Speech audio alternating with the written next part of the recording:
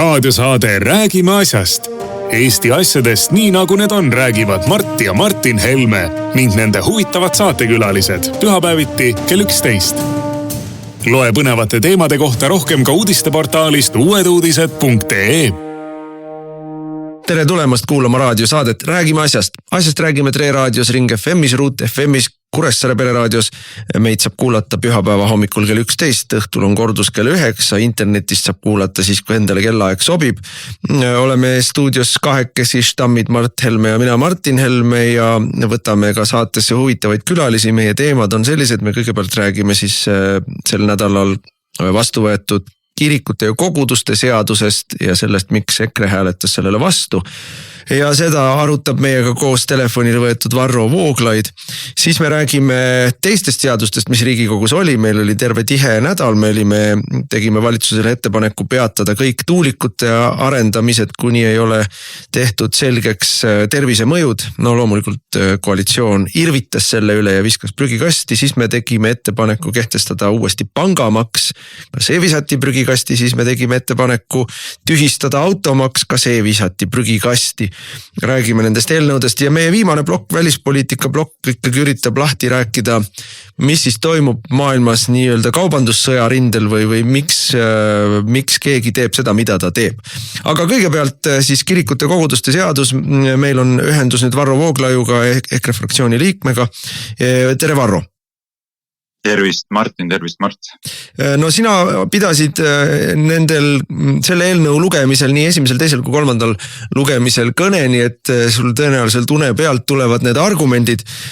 Kui meil esimene lugemine, sellel lool on tegelikult ju veel taust, meenutame, et esiteks on selle eelnõu siis nii-öelda maaletooja või avalikkusele tooja on Lauri Läänemets, kes siseministrina seda väga usinasti propageeris, aga loomulikult me saame aru, Lauri Läänemets seal mingit enda isiklikku poliitilist agendat peale selle, et ta on usklike ja kirikute ja usuinimeste selline kõige moraalse vaenlane. Jah, vihkaja, just täpselt inimlikkuse ja headuse vihkaja, nagu punased ikka.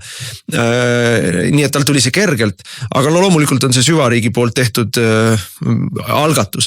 Eesti süvariigi poolt, ütleme siis julgeolekuasutuste poolt lükatud algatus, aga selle taustaks on ju samuti Läänemetsa poolt edendatud, aga siis Riigikogu liikmete poolt algatatud ja vastu võetud deklaratsioonid, mis siin mõistsid hukka erinevaid Venemaa kirikupeade sõnavõttusid, et sellega loodi fooni lihtsalt ja ma kohe muidugi ruttan ütlema, et ega mina ei ole siin see, kes tahab kaitsta või õigustada või üldse väga kommenteerida Venemaa kirikupeade sõnavõttusid, sest minu jaoks kogu selle seaduse kõige suurem probleem, sellel seadus on kaks suurt probleemi, eks me oleme seda siin saates rääkinud, aga esimene kõige suurem probleem on see, et minu meelest tuleb Eestis ära lõpetada see olukord, kus me silmagi pilgutamata kõik üksmeelselt nõustume, et põhiseadusel võib trampida, piisab, kui sa karjud Putin, Putin, Putin. Et kui sa ütled, et aga Vene kirik ja aga Kirill ja aga Ukraina ja ikkagi Kreml, siis võib meie põhiseadust rikkuda, meie põhiseaduslikke õigusi jalge alla trampida, meie põhiseaduslikke vabadusi piirata, sest et on ju Putin, Putin, Putin karjutud, et selline lähenemine on meil Eestis 3 aastat kestnud, tegelikult me võime ka öelda, et 30 aastat on sellist lähenemist harrastatud, aga viimased 3 aastat on ikka täitsa välja kannatamatu. Ja sellisele lähenemisele ei saa lihtsalt kaasa minna. Ja koguduste kirikute seadus täiesti ilmselgelt ja täiesti räigelt rikub Eesti põhiseadust, eelkõige siis usuvabadust ja ütleme siis kogu seda usuvabaduste nurgakiviks olevate vabaduste paletti, sõnavabadust, kogunemisvabadust, südametunnistusvabadust, et kõike seda ta rikub. Ja põhjendus on ikka see, et Putin, Putin, Putin. Et ma ei ole nõus sellega, sest et teine aspekt kogu selle seaduse juures on see, et kõik need, kes seda seadust õigustasid ja põhjendasid, räigelt valetavad selle Putin, Putin, Putin teemaga. Sest et see, mis on nende nii-öelda põhjendus, neil ei ole nagu peale enda fantaasia või peale enda siis hirmujuttude reaalset empiirilist või praktilist või faktilist toetust tuua sellele, et mida nad teevad, on põhjendatud. Ja nüüd teine siis suur sammas, miks me selle seaduse vastu olime, on ikkagi see, et juba on lahti rullunud, juba ennem seadust rullus lahti, aga juba rullub, nüüd juba hoopis teises võtmes rullub lahti siis see, et me oleme rikkunud selle seaduse vastuvõtmisega suhteid üheaegselt nii Ameerika Ühendriikidega kui Venemaaga. Ja Venemaa on ikkagi väga ähvardava tooni võtnud siin. Plus me anname nagu suurepärase, lihtsalt täiesti ise anname suurepärase ettekäände siseriiklike rahutuste esile kutsumiseks Eestis. Loomulikult me kõik saame aru, seda dirigeeritakse, orkestreeritakse Venemaalt ja seda tehakse siia tulnud immigrantide või venelaste kätega. Kellel on muidugi pooltel taskus Ukraina pass, sest et nii saab ju igasuguseid sotsiaalabisid paremini kätte. Aga me oleme kõik selle olukorra ise loonud ja ma ei ole üldse kindel, et seda olukorda siis meie julgeolekuasutused ja Reformierakond ei ole teadlikult ja tahtlikult loonud, sest me tuletame meelde eelmine kord, kui siis meil oli siseriiklik selline mäsu ehk pronksiööd, see ju töötas suurepäraselt Reformierakonna populaarsuse kasvatamiseks, et ma ei ole üldse kindel, et seda ei tehta praegu meelega, aga sellel on väga suured riskid ja väga suur oht meile eksistentsiaalselt. Minu meelest on see täiesti riigivaenulik, rahvavaenulik, süüdimatu käitumine. Aga annan sulle, Varro, sõnajärje üle, et anna siis meile oma vaadet. Ja, eks sa oled väga palju olulist juba esile toonud ja kokku võtnud ja suures osas jääb üle ainult nõustuda. Mõned remargid võib-olla siis samad poolt, et esiteks loomulikult see venemeelsuse süüdistus on muutunud ammu naeruväärseks ja sellega on manipuleeritud päris pikalt inimesi ja avalikkust ja ühiskonda ja tegelikult meie ise peame ka nagu valima, et kas me allume sellise manipulatsioonile või ei allu ja minu väga tungiv positsioon on küll see, et see on ebaväärikas, sellele alluda mitte mingil juhul ei tohi.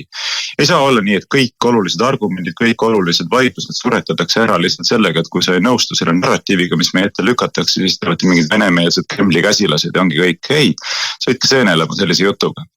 Ja põhiseadus ei ole tühi sõnakõlks.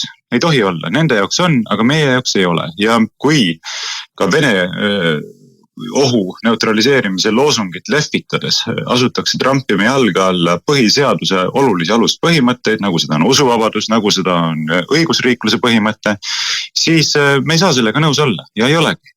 Rääkimata sellest, et tegelikult, ja see on nüüd väga oluline punkt, tegelikult kogu selle projektiga, nagu sa ka osutasid, ei vähendata julgeolekuriske, ei kahandata neid, vaid täiesti selgelt suurendatakse. Nii et kogu seda protsessi on iseloomustanud väga palju meeletult palju valetamist, vassimist ja manipuleerimist, kusjuures, nagu me eelmisel nädalal kuulsime, ei piisa Vabariigi Valitsuse ja ka Siseministeeriumi kommunikatsioonispetsialistide armeest, juurde on palgatud isegi metakommunikatsioonibüroo, mis siis aitab rohke valetamise, vassimise ja manipuleerimisega avalikkusel seda projekti kurgust alla suruda. Aga nüüd sellest julgeoleku probleemist veel korraks lähemalt rääkides, siiamaani ju ei ole mitte keegi vähekenegi veenvalt suutnud esile tuua mitte mingisuguseid fakte, millest reaalselt nähtuks. Kuidas siis Eesti Kristlik Õigeusu Kirik, endise nimega Moskva Patriarhaadi Eesti Õigeusu Kirik või Pühtitsa klooster kujutaks endast reaalselt julgeolekuohtu Eesti ühiskonnale või kuidas nende kanoonilised sidemed kujutaks endast ohtu Eesti ühiskonnale, Eesti julgeolekule ja põhiseaduslikule korrale. Mitte midagi sellist ei ole, isegi tunnistatakse, et ega ei olegi, ega ei kujutagi, aga nad võivad tulevikus kujuneda julgeolekuohuks ja sellepärast me peame sundima neid kanoonilisi sidemeid katkestama sundlõpetamise ähvardusel. Samal ajal ei suudeta ka kõige vähemalgi määral ära näidata, kuidas nende kanooniliste sidemete katkestamine välistaks siis reaalse mõju Venemaal, kui see mõju eksisteerib ja kui seda soovitakse kasutada. Selleks põhikirja on kirjutatud sisse, et on kanoonilised sidemed või mitte, ei mõjuta ju vähimalgi määral seda, et säilivad institutsionaalsed ja isikute vahelised suhted, mida saab vajadusel kasutada. Vastupidi, kui seda siis survestatakse, alandatakse, käsi väänatakse, minu meelest väga selgelt kasvatatakse seda riski, et hakataksegi seda mõju avaldama. Nii et kogu see asi on täpselt vastupidine sellele taotlusele, mida meile räägitakse, rääkimata sellest, et kui olukord peaks jõudma nii kaugele, et nad peavadki hakkama kloostrit ja kirikut sundlõpetama, nagu selle projekti taustal olev ähvardus ju ette näeb, siis on täiesti selge, et provotseeritakse tõsine sisemine ja väline konflikt, mida siis mis siis ilmselgelt ei ole mitte kuidagi Eesti ühiskonna parimates huvides. Nii et seda juttu kokkuvõttes mina ütlen küll, et kogu meie välis- ja julgeoleku poliitiline selline retoorika ja narratiiv rajaneb täiesti loosungitega vehkimisel, ei ole tõsiselt võetav ja teeb mind väga murelikuks, sellepärast et ma ei näe, et julgeolekuohtu vähendatakse, vaid nüüd pidevalt tegelikult hoopis kasvatatakse. Mart oli siseminister ja ütleme siseministeeriumis ju kogu aeg monitooritakse kõik võimalikke nii sisemisi kui välimisi. Meil on lausa ju 2 erinevat luureasutust, üks mis tegeleb vastuluurega Eestis sees, teine mis tegeleb luurega väidetavalt Eestis väljas, aga rohkem vist pühendavad oma energiat küll Eesti sisse. Ja mis on selge igale ühele, kes midagi teab Eesti sisejulgeolekust, on see, et võrreldes 2007. aastaga on Eesti sisejulgeoleku võimekus oluliselt kahanenud. Lihtsalt politseinikke on palju vähem.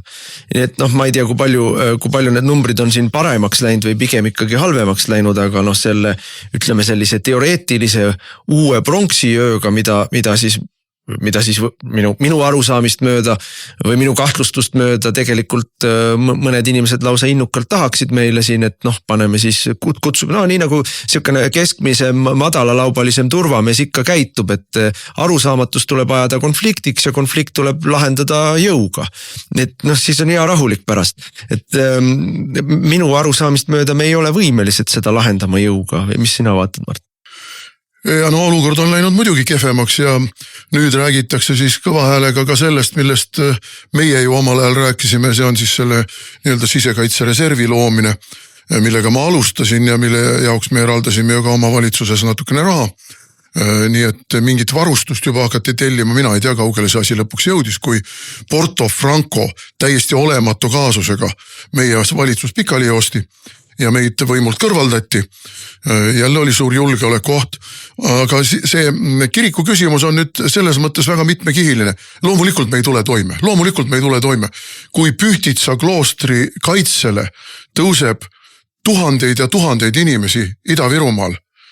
Ida-Virumaa rahvastik on kuskil 40 natuke peale 1000 inimest, kellest siis üle poole, ütleme, mitte päris 2/3, aga on ikkagi venelased.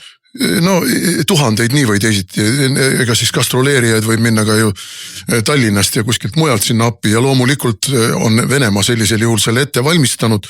Ta on saatnud sinna oma brigadirid, ta on saatnud sinna oma GRU ohvitserid, kes kogu seda asja dirigeerivad. Loomulikult on mingisugused üksused Venemaal teisel pool piiri valmis pandud, mis välk operatsiooni korras võivad piiri ületada ja näiteks Pühtitsa kloostri ja seda ümbritseva territooriumi nii-öelda Vene Föderatsiooni kaitse alla võtta, kuna see on ju tarkade Eesti poliitikute poolt Mart Laari juhtimisel antud ära patriarhi otsealluvusse. Ärme unustame seda, et Mart Laari juhitud valitsus 2000. aastate algul andsid Nevski katedraali ja Pühtitsa kloostri Moskva patriarhaadi otsealluvusse. Nii et puht juriidiliselt võttes võib Moskva öelda, et ma tulen oma territooriumi kaitsma. Ma tulen küll oma kanoonilist territooriumi kaitsma, aga see on ikkagi minu territoorium, need on minu inimesed ja meil on see seadustesse kirjutatud, et me oleme kohustatud ka piiri taga oma inimesi kaitsma. Nii et me loome siin sõna otses mõttes kuldkandikul, kanname Venemaale ette praegu võimaluse jõuga sekkuda meie siseasjadesse, olgu siis kas 5. kolonni abil, aga võib-olla ka juba otseselt Vene Föderatsiooni relvajõudude kaasamisega ja me ei ole võimelised seda tõrjuma. Me ei ole lihtsalt võimelised seda tõrjuma ja siis hakatakse meile esitama ultimatiivseid nõudmisi, mida soovitavad meie nii-öelda lääne sõbrad ja NATO liitlased meil arvesse võtta ja rahuldada. No aga siin tulebki 2 asja mängu. Esimene asi on see, et mitte ainult me ei ole loonud ise andnud ja ju Kremli pressiesindajad ja kes kõik on seal, Maria Sakharovad on juba ju väga-väga teravalt reageerinud ja ei saa öelda, et nad kuidagi laest võtaks oma etteheiteid või süüdistusi, et me oleme ikka ise andnud neile praegu. Aga samal ajal me oleme ise norinud tüli Ameerika Ühendriikidega, sest Ameerika Ühendriigid on väga selgelt öelnud, et usuvabaduse küsimus, kristlaste kaitsmise küsimus on nende administratsiooni, Trumpi administratsiooni agressiooni välispoliitiline prioriteet. Samal ajal meil räägivad kõik julgeolekueksperdid, kõik välispoliitika eksperdid, kõik globalistlikud, et ei tea küll, kuidas see asi hakkab nüüd edaspidi minema, et Trumpi välispoliitika on selline, et me ei või kindlad olla, et nad tegelikult tulevad Euroopale appi, kui midagi juhtub. No ei või kindlad olla, siis igaks juhuks veel ajame nad veel rohkem endast eemale, eks ole. Aga ma võin öelda kindlasti, et nad ei tulegi appi. See, et nad on teatanud põhimõtteliselt, et nad viivad suure osa oma vägedest Euroopast ära. See on ju Trumpi poolne preventiivne samm selleks, et Euroopal takistada sekkumist Ukraina konflikti ja Venemaaga sõtta astumist. See on põhimõtteliselt ju üsna selgelt maha pandud märk. Tahate sõdida, sõdige, aga ilma meieta. Ja teine asi, mida me oleme julgeoleku valdkonnas teinud, 2007. aastal oli Eesti riik, kust oli, ütleme siis, alates 90. esimesest poolest saadik oli toimunud negatiivne migratsioon Venemaa suunas. Ehk Eestist lahkus igal aastal venelasi. No suured arvud olid seal 90. keskel ja esimeses pooles koos venevägede lahkumisega 10 000 inimesed aastas lahkusid ja siia poole peaaegu kedagi ei tulnud. Aga kogu 90. oli see negatiivne ja ka veel nullindate alguses oli see rändesaldo Venemaa suunas meie võrreldes negatiivne ja need olid loomulikult etnilised venelased, kes Eestist ära läksid ja asemele sealt neid ei tulnud. Nüüd alates, ütleme siis kusagil 2010. aastatest on see rändesaldo olnud kogu aeg positiivne Venemaal. Need ei ole venelased, kes olid siin 91. aastal, kelle kohta me siin, kõik teame neid lugusid, kuidas sündisid siin ja on juba teist põlvkonda siin ja hea küll, ei räägi hästi eesti keelt, aga ikkagi teist kodumaad neil ei ole. Ei. Eestis on kuskil 50-60 000 vene kodanikku, kes on siia saabunud viimase 10 aasta jooksul või natuke rohkema jooksul. Ja nüüd sellele nendel ei ole siin mingit juuri. Nad lihtsalt tulid, said siia, siin on ikkagi lääs, kodumaale lähedal lääs. Küll on nende hulgas aga Vene nii-öelda liberaale, kes usinalt sekkuvad meie siseasjadesse, kritiseerivad meie sisepoliitikat, kritiseerivad loomulikult EKRE-t, kritiseerivad Helmeid, teavad täpselt, mismoodi Euroopa-meelselt Eestis asja peab ajama, nii et see Venemaale meelt mööda oleks. Et see võrgustik, see GRU, FSB, ma ei tea, mis Vene luurete võrgustik on siin ehitatud üles selle viimase, see jäänuk, mis oli Nõukogude ajast, see on vana ja see on välja surnud ja ka mingil määral neutraliseeritud, aga peale on arendatud ju uus. Nii, aga uus laine, mis tuli, on ikkagi Kaja Kallase ajal avatud piirid ida suunas, mis oli siis 2022, kui Euroopa Liit otsustas ja Eesti innukalt seda ka veel tagant tõukas, et kõigile, kes Ukrainast tuleb, peab andma pagulase staatuse ja Eestisse on saabunud üle 150 000 inimese Ukraina passiga. Suurem osa neist, absoluutne enamus neist on Ida-Ukrainast. Sealt, kus on lahingud, Donbassid, Luhanskid, need kõik piirkonnad seal Krimmid ja need olid ju kõige venestatumad piirkonnad Ukrainas naguni või kõige venestunumad piirkonnad, ükskõik kuidas me ütleme, sealne absoluutne enamus sealsest elanikkonnast oli venekeelne ja ei tohi ka ära unustada põhimõtteliselt ka venemeelne. Ja loomulikult olid neil taskus korraga nii Ukraina pass kui Vene pass, kui tont teab veel mis passi ja Ukraina passi sai osta ka suvaline venelane väikese raha eest. Ärme unusta ka seda ära, et nii-öelda Ukraina pagulased, kes Eestisse saabusid, suurem osa on saabunud üle Eesti Vene piiri. Üle Eesti Vene piiri, et kuda nad siis sinna Venemaale sattusid, kõiki nüüd küll ära ei ole küüditatud. Nad ikkagi olidki nii-öelda Venemaaga seotud, venemeelsed, venekeelsed ja siis tulid nad Eestisse ja meie avasüli võtsime vastu, maksame neile kinni üüriraha, maksame neile kinni tervishoiu, anname neile tasuta koolikoha, nimetame seda eestikeelse hariduse edendamiseks, aga nad on tegelikult Putini-meelsed inimesed või Kremli-meelsed inimesed, nad on selles infoväljas ja mis nüüd põhiline, ärme unusta, nemad käivad Vene õigeusu kirikus. Nemad käivad Vene õigeusu kirikus. Ja nüüd, olles nad siia niimoodi avasüli vastu võtnud massiliselt, neid on siia jäänud üle 100 000, ehkki valitsuse statistika ütleb, et ainult 65 000. Ainult. Aga tegelikult on neid siia jäänud ja 65 000 ei ole väike number mõne aasta jooksul. Et nad on siin, see on täiesti kontrollimata seltskond. Mitte mingit taustakontrolli ei ole nende üle. Ja me oleme siis vähendanud oma politseijõude, me oleme suurendanud siinset 5. kolonni ja nüüd norime tüli korraga nii Ameerika Ühendriikide kui Venemaaga ja olles nii-öelda oluliselt suurendanud seda reservuaari, kelle hulgas võib olla see nii-öelda mäss alata, anname neile siis omalt poolt provotseerime seda mässu. Minu meelest on riigi ja rahva vaenlased tegelevad sellega. Ei no tegelevadki, see on nukuvalitsus. Varro, kohe annan sulle ka sõna, ma tahan, et sa räägid oma kirjast, mille sa saatsid presidendile ja ka sellest, missugused siirded sellel seadusel on nüüd meie teistele usukogukondadele. Aga ma ühe repliigi teen veel. See on nukuvalitsus, mille ülesanne on maha pandud Londonist. London ei kuula enam Washingtoni sõna ja Washington ei tahagi, et London kuulaks tema sõna, see valitsus, sest et Washington tahab, et see valitsus ajaks ennast umbe sellistesse konfliktidesse, et ta on sunnitud kukkuma ja siis Washington paneb endameelse valitsuse paika, nii nagu see ajaloos alalõpmata on käinud, et igasugustele nõrgematele riikidele dikteeritakse, missugused valitsused neil võivad olla.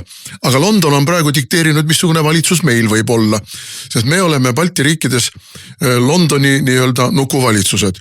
Selle üheks kinnituseks muide on see, et nii-öelda tahtekoalitsioon, kes on valmis vägesid saatma Ukrainasse, sellesse kuuluvad Prantsusmaa, Inglismaa ja 3 Balti riiki. Noh, sellega on kõik öeldud. Sellega on kõik öeldud. Meil Balti riikides iseseisvaid valitsusi ei ole.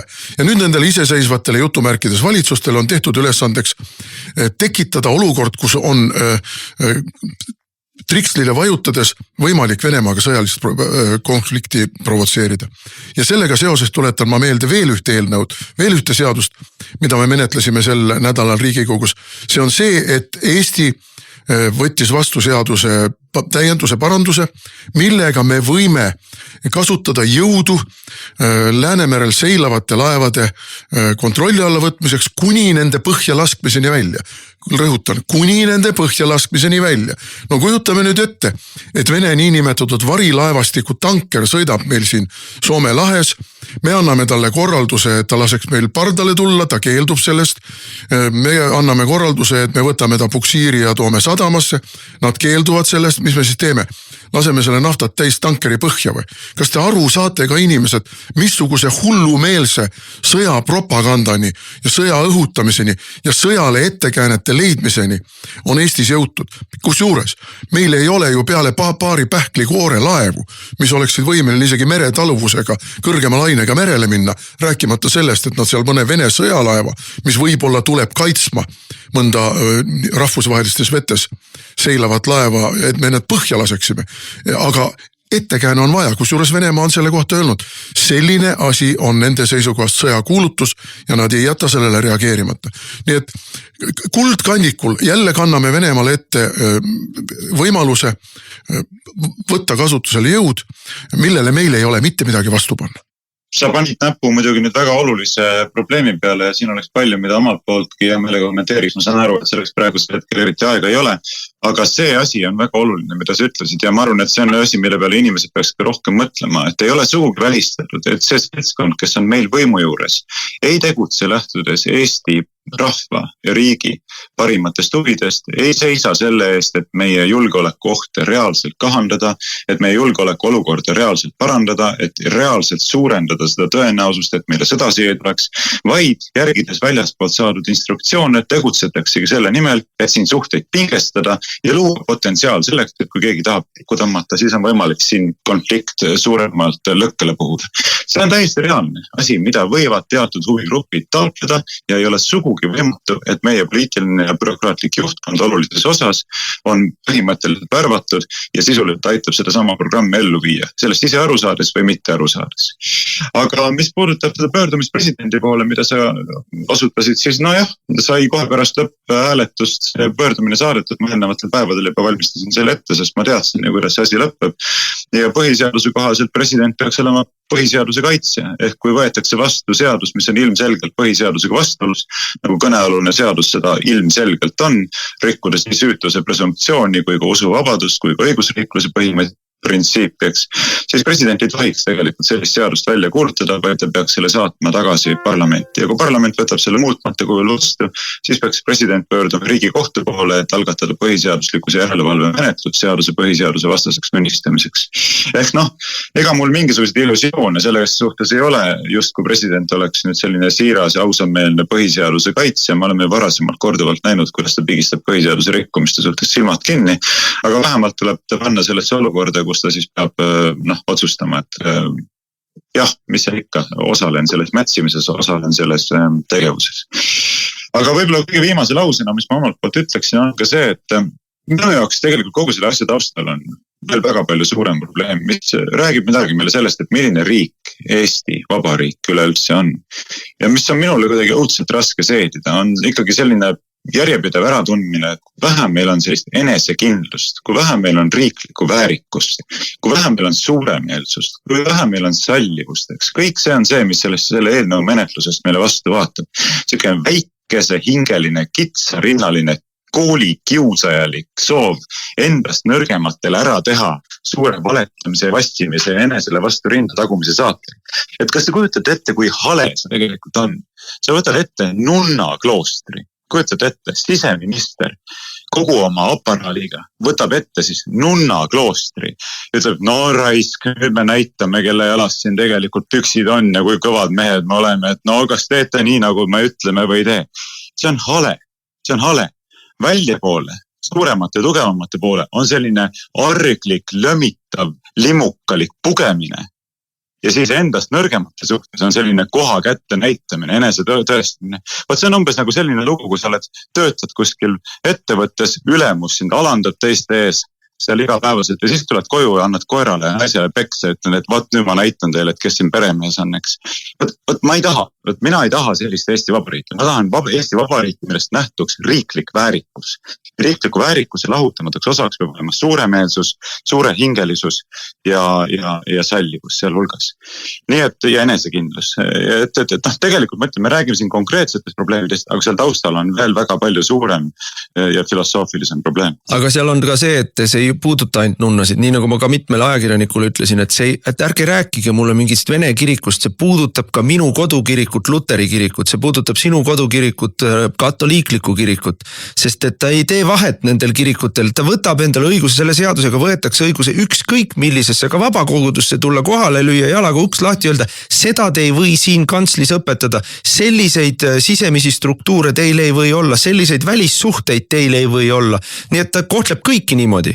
Aga veelgi enam, see tegelikult puudutab ka Eesti Konservatiivset Rahvaerakonda ja SAPTK-d, sellepärast, et kui meil võtab maad selline totalitaarne riigikäsitlus ja totalitaarse riigikäsitluse tuumaks on see, et riik ei tunnista mingisuguseid piire seonduvalt sellega, kuhu maanid tohib tungida või kuhu maanid, kus maalt edasi enam ei tohi tungida, siis ta võib öelda igale organisatsioonile lõppkokkuvõttes niimoodi, nagu praegu öeldakse Pühtitsa kloostrile ja Eesti Kristlikule Õigeusu Kirikule. Jah, te ei ole teinud midagi ebaseaduslikku, jah, te ei ole teinud reaalselt mitte midagi sellist, mis kujutaks endast päriselt ohtu Eesti Vabariigi julgeolekule ja põhiseaduslikule korrale, aga me siiski ähvardame teid sundlõpetamisega sellepärast, et te võite kujuneda ohuks põhiseaduslikule korrale ja julgeolekule. Ja vaata sellise süüdistuse eest ei saa ennast mitte keegi tegelikult kaitsta.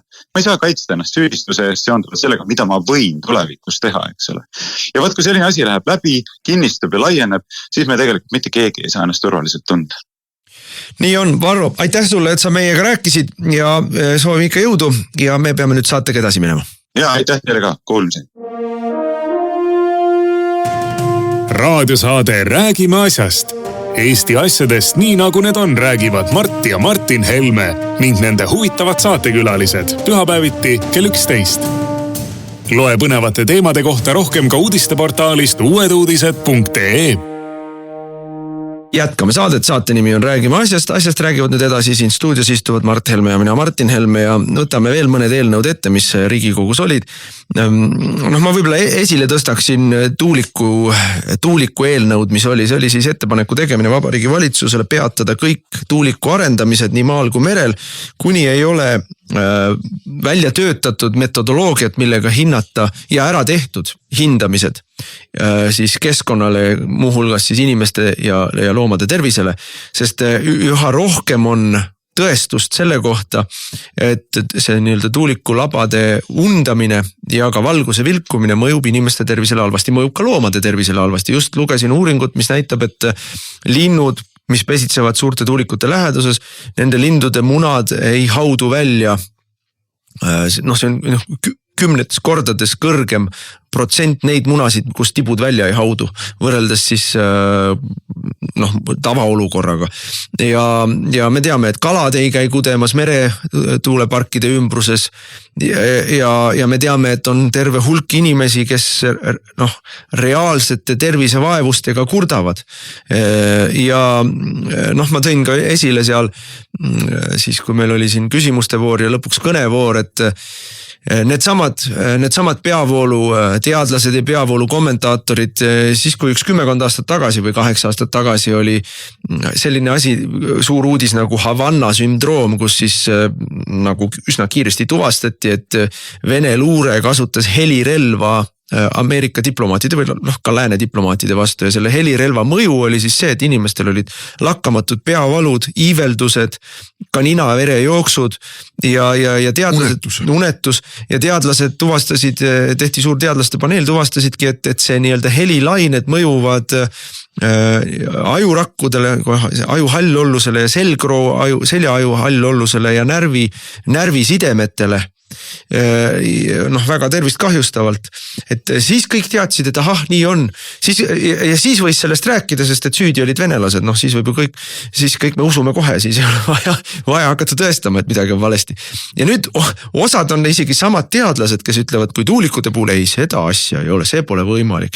Ja ausalt öeldes viha tuleb peale, kui seal mingisugused Irja Lutsarid ja muud inimesed oma pseudoteaduslikud targutusega räägivad, hakkavad meile seal seletama, kuidas nemad teavad, kuidas detsibelli mõõta ja kas meie üldse teame, mis asi on detsibell. Ausalt öeldes, keda huvitab, et see on nii vaikne, et ei kuulegi seda.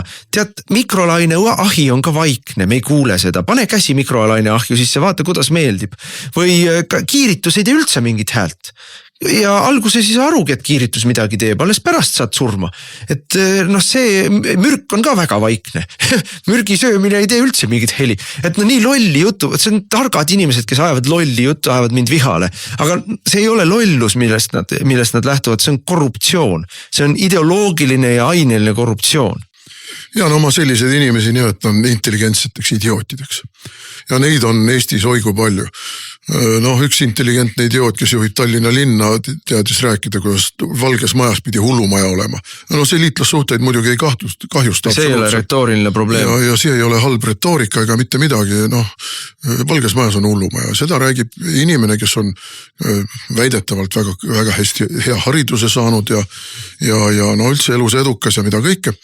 Et need inimesed on intelligentsed idioodid ja see haridussüsteem, mis on muidugi omaette teema, nüüd on ju välja tulnud ka see, et tegelikult ei ole üldse inimestel vaja eksamitel mingit pingutust teha, et 0 tulemusega saab ka edasi.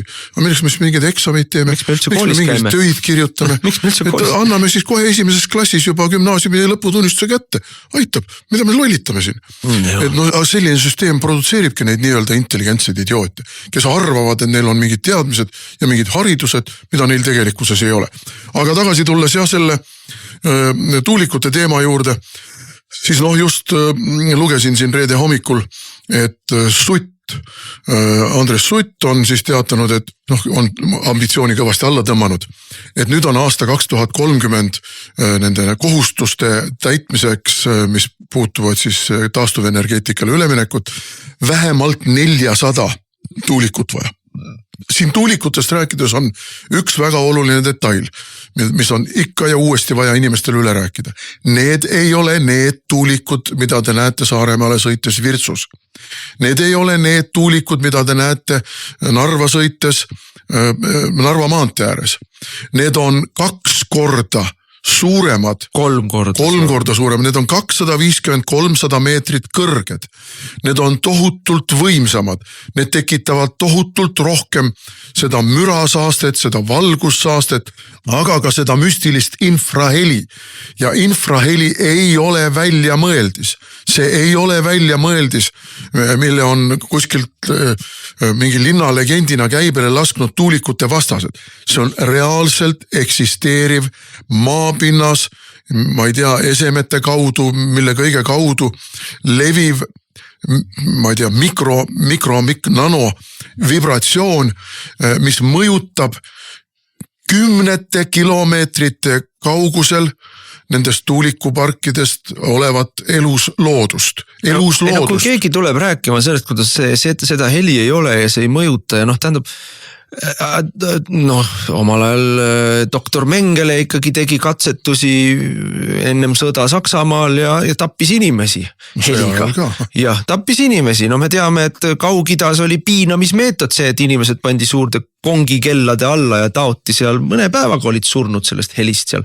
Et ei surnud nälga ega janust, aga veelgi enam, ma tulen uuesti selle juurde, et me kõik teame, et mikrolaineahjus ilma väga suure valju helita lähevad asjad soojaks, popcorn läheb plaks ja plaks puruks, lõhki suureks. Et me kõik teame, et kiiritus, mis on ju ka laine, eks ole, ka tapab ära inimesi, et me kõik teame, kuidas raadiot on võimalik, telekat on võimalik, ja helis, ütleme siis see laine spekter või laine pikkus, tal on erinevad mõjud.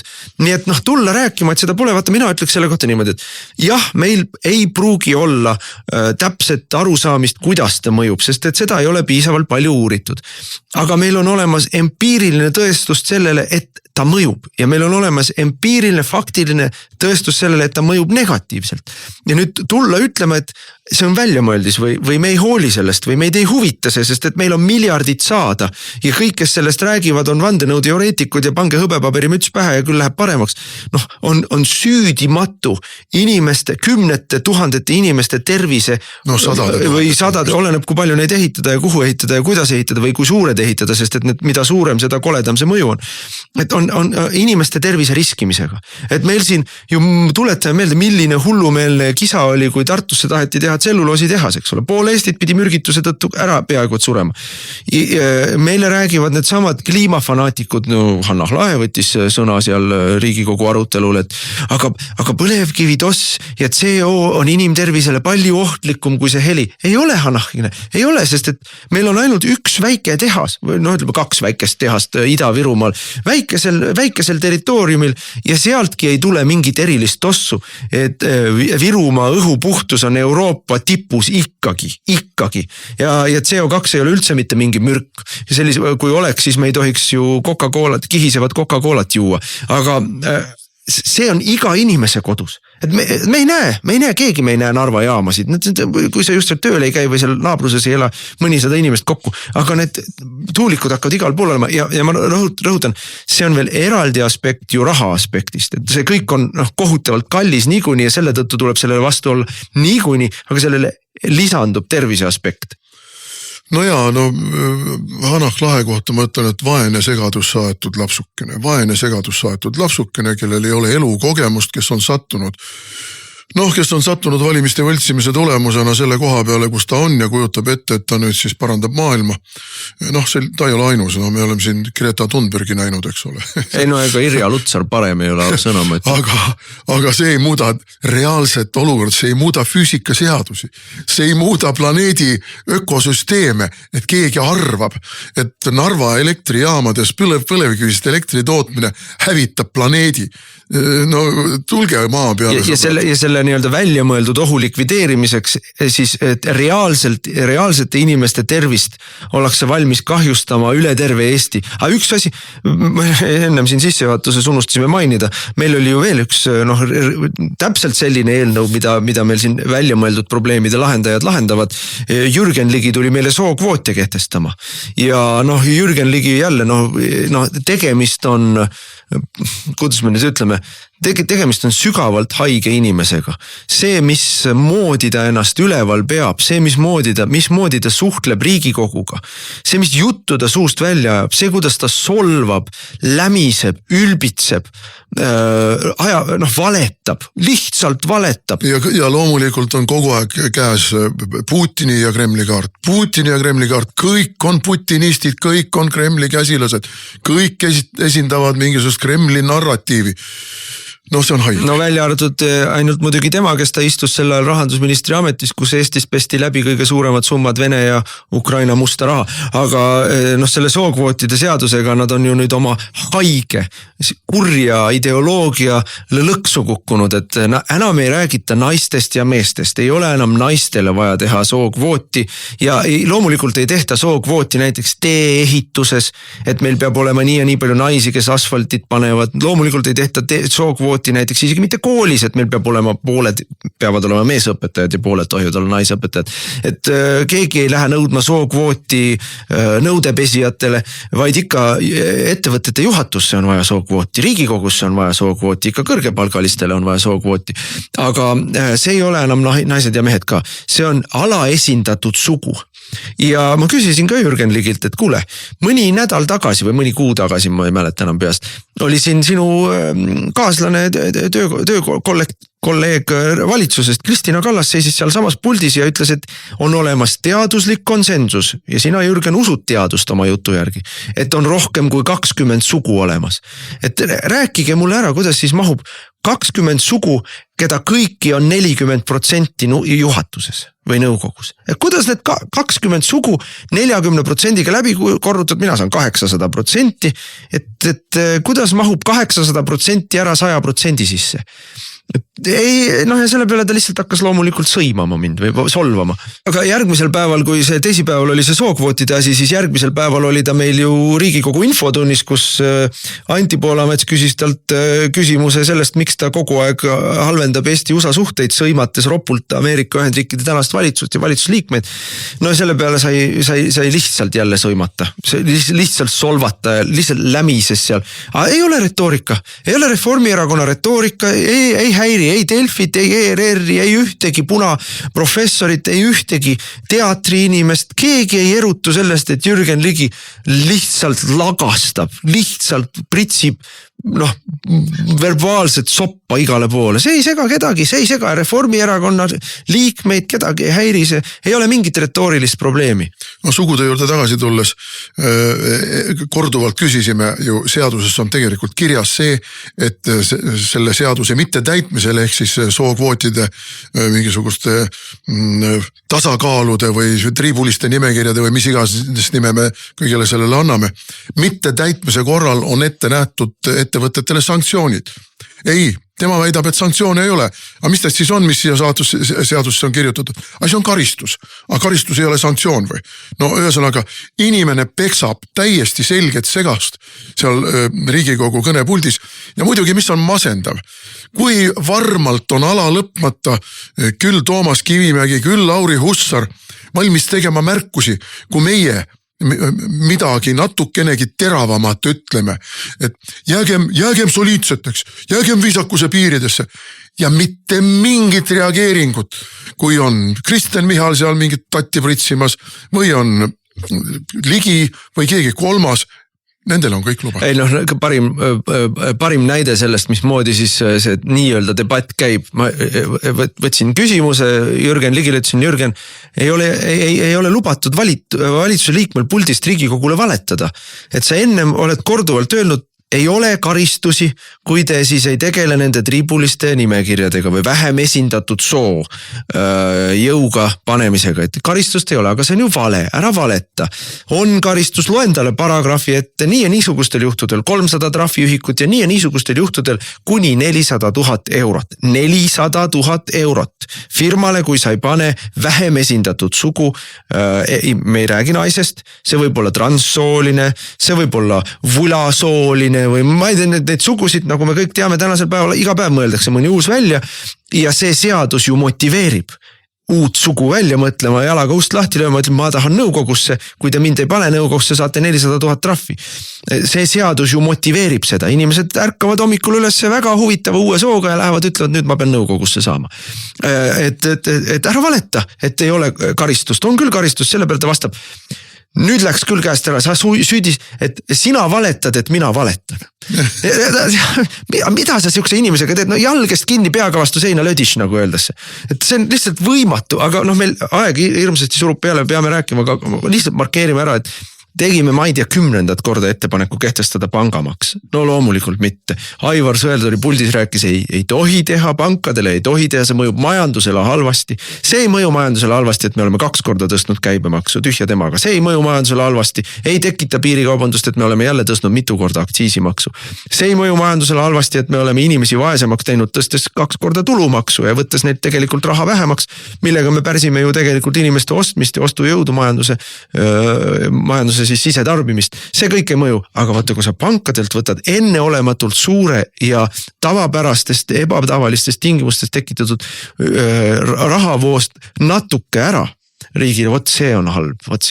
aga tagasi tulles selle teema alguse juurde, see oli tuulikud ja tuulikute toimimise puhul põhjalike ja mitmekesiste uuringute läbiviimine, see ei puuduta mitte ainult infraheli, see puudutab ka valgusreostust, see puudutab mürareostust, see puudutab utiliseerimise küsimusi, siin on terve hulk küsimusi, mis kõik räägivad sellest, et see on ülikahjulik loodusele, aga see on kasulik, sest et riigid doteerivad, toetavad taastuvenergeetika ettevõtjaid, teatud kindlad valitud ringi ettevõtjaid, mis on puhas, kõige puhtakujulisem korruptsioon. Loomulikult lükati see tagasi. Ja lükati ka pangamaksu, esimene lugemine kukutati läbi ja automaksu tegime ettepaneku tühistada, ma ei tea kui mitmendat korda juba, aga lõpuks tuleb seda teha ja loomulikult lükati ka see tagasi, sest et pangamaksu me võtta ei saa, 100 miljoneid pankadelt võtta ei saa, sellepärast et võtta ei tohi. Aga 100 miljonit teie Eesti inimeste taskust, maainimeste taskust, regionaalpoliitika arvelt, inimeste liikumisvabaduse arvelt, vot seda võib teha. Ei emade ja laste arvelt. Ja muidugi küsimus, mille ma küsisin kõigilt reformierakondlastelt, kus see parempoolne valitsus meil siis on? Kus see parempoolne valitsus, lubasite tulla makse alandama? Ei alanda, ühtegi maksu te tegelikult ei alanda, isegi seda maksu, mida te lubasite alandada, pole eelnõud nähtud veel. Jutuks on jäänudki ainult, mingit parempoolset valitsust meil ei ole, ikka jätkuvalt röövellik kamp lihtsalt. Ma tuleks tagasi kõige selle juures tegelikult juba sellesse aastatagusesse aega jääva obstruktsiooni juurde. Obstruktsiooni puhul ju Riigikohus andis õiguse ühele osale Riigikogu juhatusest ehk siis koalitsiooni esindavatele Riigikogu juhatuse liikmetele tegeleda Riigikogu enesekorraldusõigusega ja selle läbi tasalülitada opositsiooni, sest Riigikogu peab saama töötada. Vaat nüüd me ka kõikide nende eelnõude, mis meie poolt esitati, need maksude tühistamine ja nii edasi, eelnõude raames me nägime, missugune on siis see, kui Riigikogu saab töötada. Tulevad komisjonide esindajad, kes on loomulikult koalitsioonist ja kordavad kulumiseni ära leierdatud ja tõele mitte vastavaid argumente ja suruvad lõpuks läbi koalitsiooni tahtmise. Ja see ongi see, et Riigikogu saab töötada. Ühesõnaga, Riigikogu saab töötada Eesti rahva kahjuks. Ja see on igati õigustatud. Raadiosaade Räägime asjast. Eesti asjadest nii nagu need on, räägivad Mart ja Martin Helme ning nende huvitavad saatekülalised pühapäeviti kell 11. Loe põnevate teemade kohta rohkem ka uudisteportaalist uueduudised.ee. Jätkame saate nimi Räägime asjast ja nüüd meil on jäänud natukene jupikene aega, et rääkida välismaa asjadest ka. Ikkagi tuleb nii-öelda vastu mürki anda inimeste ajudele sellele, mis toimub meil siin peavoolumeedias seoses Trumpi tollipoliitika ja väliskaubanduspoliitikaga.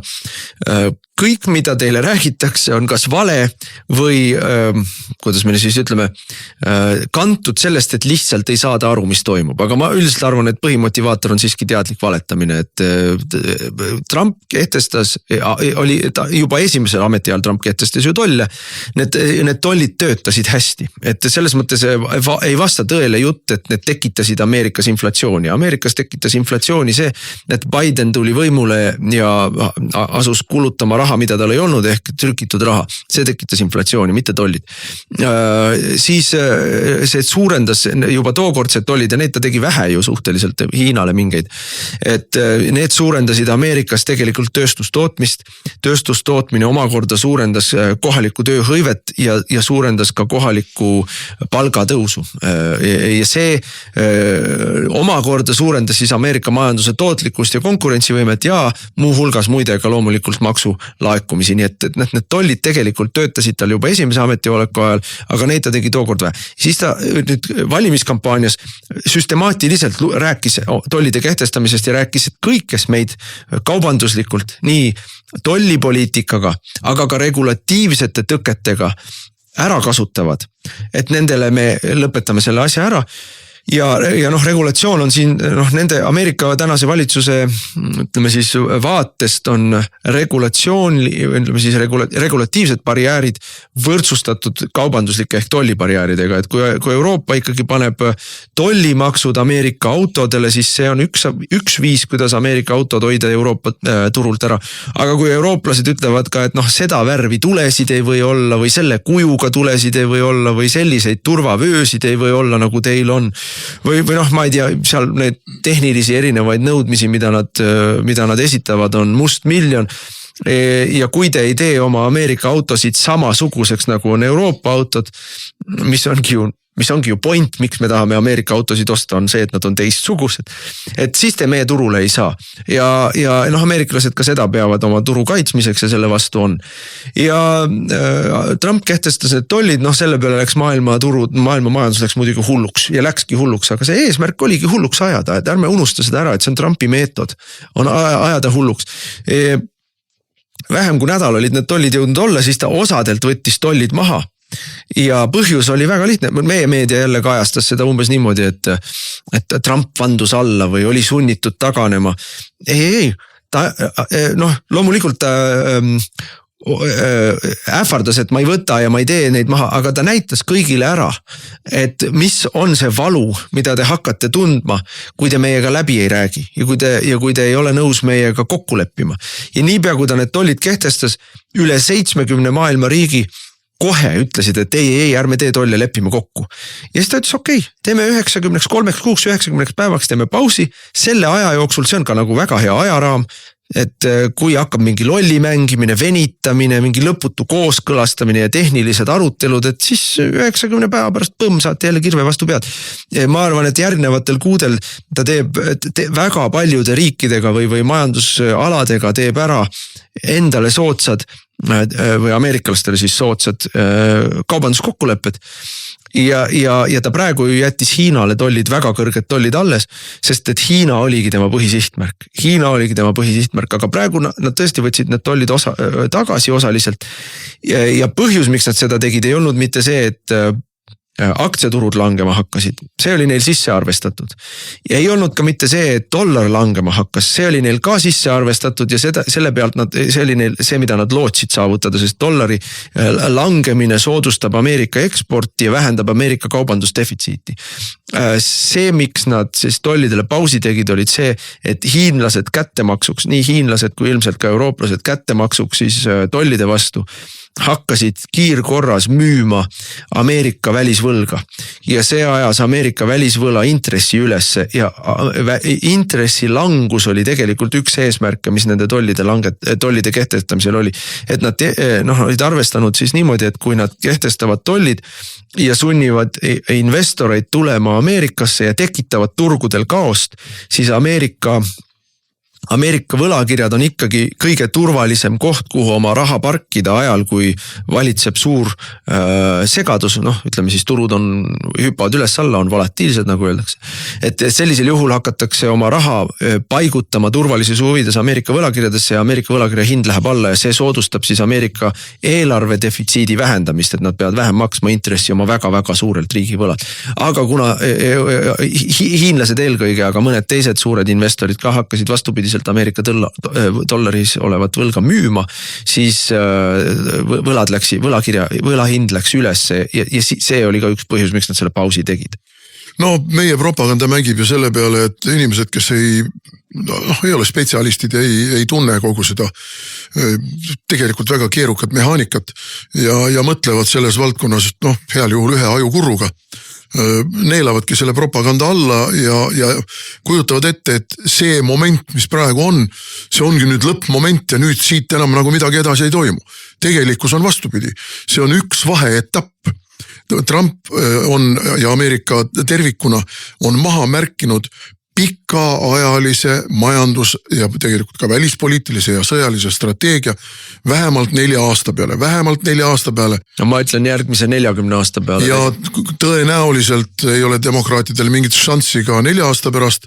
Kas Trump tuleb veel uuesti presidendiks? Seda mul on raske öelda, eks tal juba natuke aastaid ka on. Aga J.D. Vance on väga palju lubav tegelane ja ameeriklased kavatsevad pikema perspektiivi jooksul maailma täielikult ümber kujundada. Täielikult no see on see deglobaliseerumine, mida ta on ka lubanud ja meile see kõik sobib, sest et ütleme ausalt, noh meil siin kõik absoluutselt hullumiseni huilgavad. Et globaalne reeglitepõhine globaalne maailmakord on lagunemas. Jah, ongi lagunemas, seda lammutatakse, aga ärme unusta, reeglitepõhine globaalne maailmakord on see, mis on toonud meile massiimmigratsiooni. Reeglitepõhine globaalne maailmakord on toonud kaasa meile erinevad sõjad. Nii Lähis-Idas kui ka praegu Ukrainas on tegelikult ju see nii-öelda reeglitepärase maailmakorra eksportimine oli see, mis on selle üks põhjuseid olnud, sõja üks põhjuseid. Reeglitepõhine maailmakord on see, mis meile teeb rohepööret, neid samasid tuulikuid. Reeglitepõhine maailmakord on see, globaalne maailmakord on see, mis on meil toonud homoabielud. See on kõik see. Reeglitepõhine maailmakord on see, mis on meile toonud 20+ erinevat sugu ja räägib meile mitmekesisus, rikastab meid, hävitab rahvusriike. Reeglitepõhine maailmakord viib Eesti rahva ja riigi kadumiseni. Nii et selle reeglitepõhilise maailmakorra asendamine suveräänsete riikidega, mis omakorda moodustavad regionaalsed plokid, on igal juhul parem asi. Igal juhul parem asi. Meile see sobib. Meile rahvuslastele, patriootidele, konservatiividele see sobib. Loomulikult ei tule see uus maailma ümberkorraldamine, selle vana globalistliku maailma globalistliku maailmakorra lammutamine ei tule ilma vaevata. Need samad turgude kõikumised ja kõik see on selle hind. Ega Nõukogude Liidu lagunemine ka ei tulnud ilma vaevata. Terve hulk inimesi ei elanudki seda üle, jäidki sotsiaalselt nii-öelda hammasrataste vahele. Aga Nõukogude Liidu jätkamine ei olnud ka ikkagi see, mida me oleksime pidanud tahtma. No see murrang, mis praegu on tegelikult palju suurem kui see, mis oli Nõukogude Liidu lagunemisega. Siis põhimõtteliselt säilis see nii-öelda Jalta maailmakord. See 1945. aasta Jaltas Potsdamis paika pandud maailmakord, mis ja triivis sinna, kuhu tegelikult ei olnud nagu plaanis algul ehk külma sõtta, aga maailmakord kui niisugune püsis. Ja pärast Nõukogude Liidu lagunemist, idabloki lagunemist ka seesama Jalta maailmakord põhimõtteliselt Ameerika püsis. Oli ainus superriik, mis alles jäi. Aga nüüd ameeriklased ütlevad, et ei, see kord ei ole meie huvides. Kõik need ÜRO-d, kõik need OSCE-d, mis olid külmasõja instrumendid, tegelikkuses mitte midagi lahendada ei suuda. Vastupidi, probleeme ainult suudavad juurde tekitada. Ja seetõttu tuleb nad kõik alla vett lasta. Euroopa Liit, mis oli meie sünnitis, et Euroopas oleks rahu ja Euroopa oleks meie kontrolli all, Euroopa läänepoolne ja hiljem ka siis Kesk-Euroopa osa. See ei huvita meid enam. Meie soovime praegu Euroopa Liidu lammutamist ja asja ajamist riik riigiga ehk Ameerika Ühendriigid Eestiga, Ameerika Ühendriigid Hispaaniaga, Ameerika Ühendriigid Portugaliga. Nii me hakkame asju ajama ja kui teile see ei meeldi, siis me laseme teid alla vett kõigega koos. No Euroopa Liit, mina arvan sellest kaubandussõjast, nad tegelikult neil ei ole ühtegi tugevat kaarti, mida mängida. Nii nagu Ameerika... Nad ei saa aru. Jaa, nii nagu... Kas need poole toobised, kes seal juhivad Euroopa Liitu praegu, saavad millestki aru? Kurjad ja halvad eided, kes märatsevad, kõik te teate, keda me mõtleme. Aga siis, nii nagu ütles Ameerika rahandusminister Bessent, kui sa oled kaubandus ülejäägis, nii nagu Hiina on Ameerika suhtes, nii nagu Euroopa on Ameerika suhtes, siis kaitsedollide kehtestamisel sul ei ole midagi karistamiseks teha. Päris nii see muidugi ei ole. Näiteks hiinlased karistamiseks siis hakkasid Ameerika võlga müüma ja see tegi ameeriklastele haiget. Eks eurooplased üritavad sarnaseid asju teha, aga põhimõtteliselt sul on nõrgad kaardid ja nüüd on Euroopa Liidul on tegelikult väga tõsine selline sisemise ühtsuse hoidmise probleem, sest selles kaubandussõjas Euroopa Liit on teeninud Saksamaa ja Prantsusmaa huve eelkõige. Ja teised riigid ei ole huvitatud. Ei ole huvitatud Ida-Euroopa riigid, Põhja-Euroopa riigid, ei ole huvitatud Itaalia sellest, et nendel oleks kaubandussõda Ameerikaga selleks, et prantslastel ja sakslastel oleks mõned tööstusharud kaitstud. Ja kuigi Euroopa Liit on selline moodustis, kus siis väliskaubandus on täielikult komisjoni kontrolli all, et seal mingid ühehäälsustega riikide luba ei ole vaja, aga see tähendab ju tegelikult praktikas seda, seda, et ühel hetkel riigid ütlevad, kuulge, me ei saa sellises Euroopa Liidus olla. See maksab meile liiga palju. Ja see tegelikult no juba lähiaastatel ma arvan viib selleni, et Euroopa Liidust hakkavad riigid tahtma välja.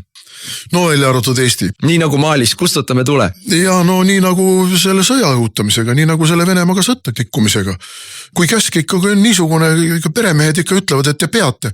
Ega see päris orja mentaliteet on siin Eestis ju valitsuse tasandil valdav.